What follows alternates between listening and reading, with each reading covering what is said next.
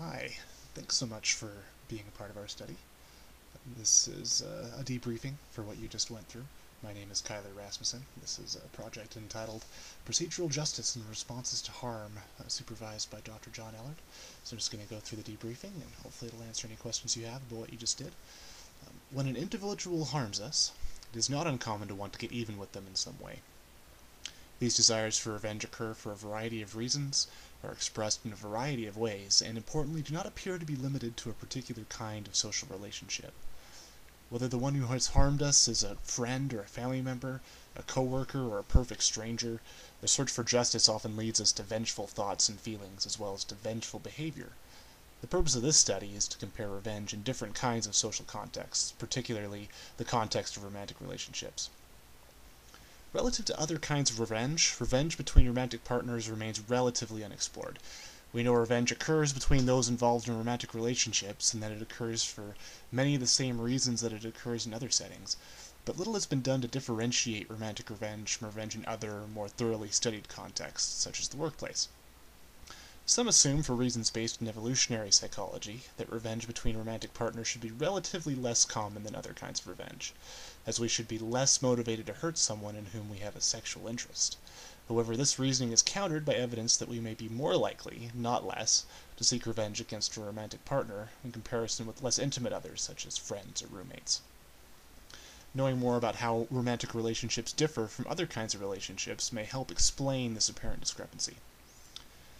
When revenge is studied in other social areas, the workplace in particular, one construct that has proved useful is procedural justice. Procedural justice is the idea that an organization provides fair and equitable means of resolving disputes. For example, if two employees get into an argument, these employees could approach a supervisor and then trust that the supervisor could help settle the matter. This would make it less likely that an employee would choose to take revenge. This idea, that revenge becomes less likely when other means of obtaining justice are reliable, has been applied to other areas as well, such as with gang members in an urban environment. These individuals, distrustful of local police, have often turned to acts of personal vengeance when victimized. Ideas of procedural justice might also apply in romantic relationships. When an individual experiences harm from a romantic partner, especially if that harm doesn't happen to break any laws, there's no relationship police that an individual can turn to for justice.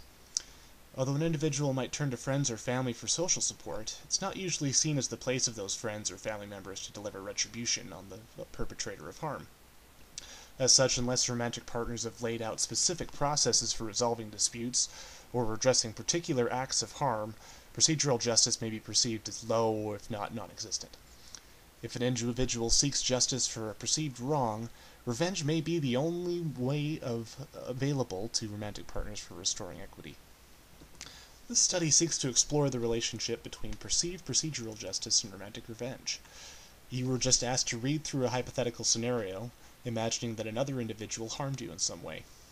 You were randomly assigned to one of 4 different groups, and the scenario you read varied depending on which group you were assigned to. The person who hurt you was either a coworker, a sibling, a roommate, or a significant other, depending on the condition you were assigned. We then asked you various questions about how you would react to that particular situation, including how likely you would be to get even with that person, as well as how you perceived other options for dealing with the situation outside of the relationship. We hypothesized, for example, that people will be more comfortable seeking outside help when they had a conflict with a coworker than when they had a conflict with a significant other.